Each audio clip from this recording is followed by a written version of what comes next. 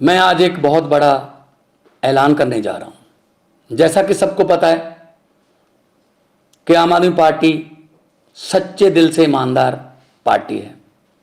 आम आदमी पार्टी एक एंटी करप्शन आंदोलन से निकली हुई पार्टी है और आम आदमी पार्टी की दिल्ली और पंजाब की सरकारें तहे दिल से ईमानदार सरकारें हैं। हम एक पैसे की भी हेरा फेरी बर्दाश्त नहीं करेंगे। जब मैं पंजाब में चुनाव प्रचार करता था, गांव गांव जाता था, कस्बों में जाता था, तो लोगों के चेहरे पर मैं एक उम्मीद देखता था।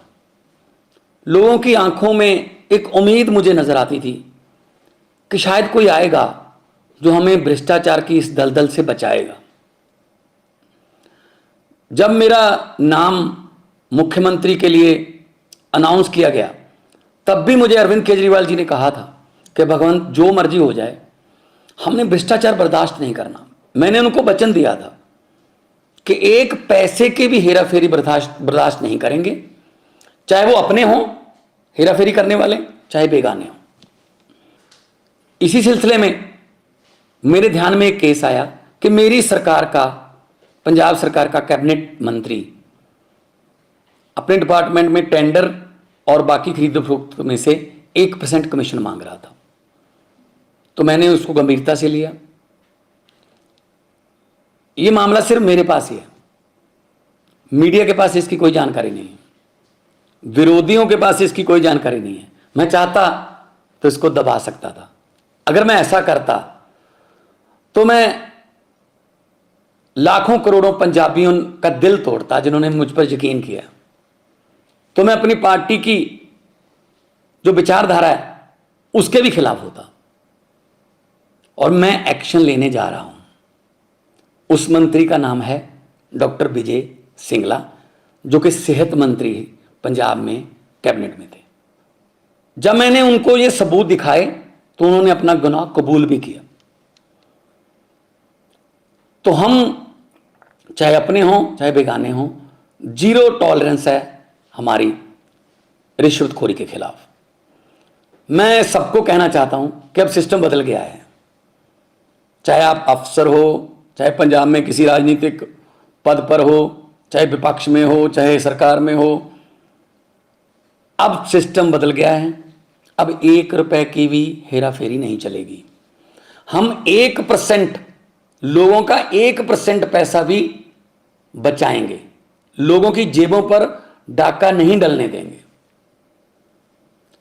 और यह इतिहास में दूसरी बार हो रहा है। 75 साल इतिहास हो गया देश का, आजादी को बाद 75 साल हो गए। यह दूसरी बार हो रहा है इतिहास में। पहले 2015 में अरविंद केजरीवाल जी ने अपने फूड सप्लाई मिनिस्टर को 5-6 लाख रुपया ऑडियो पर मांगते हुए, उसी ऑडियो को सुनकर उनको मंत्रिमंडल से बर्खास्त किया और केस सीबीआई को दिया। और आज पंजाब सरकार ये फैसला लेने जा रही है। कुछ विपक्षी पार्टियां वाले ये सवाल उठा सकते हैं कि जी देखो, 2 महीने में ही भगवंत मान की सरकार में एक करप्ट मंत्री पकड़ा गया। मैं उनको ये बताना चाहता हूं कि उस पर एक्शन भी मैं ही ले रहा हूं।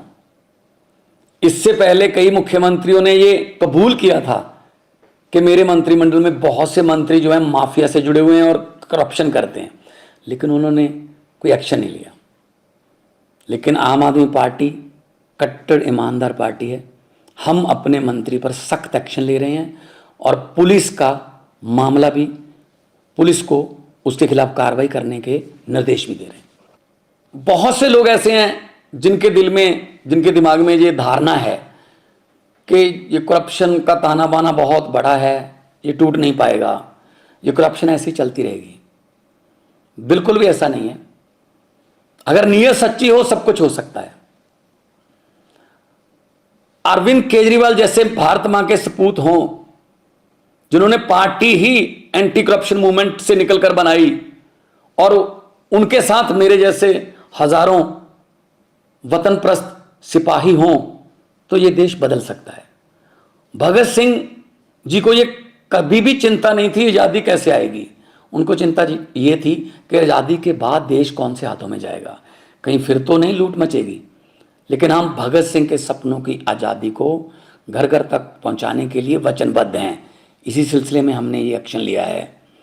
मैं फिर दोबारा कहना चाहता हूं भ्रष्टाचारियों को, जो देश को लूट रहे हैं, जो गरीबों का हक मार रहे हैं, कि जितने मर्जी इकट्ठे कर लो पैसे, हीरे मोती, मगर ख्याल इतना रहे कफन पे जेब नहीं होती, सब कुछ यहीं रह जाएगा। तो करप्शन फ्री कंट्री बनाना अरविंद केजरीवाल जी का सपना है और देश को आगे बढ़ाना उनके सभी हजारों लाखों की गिनती में सिपाहियों का सपना है। इनका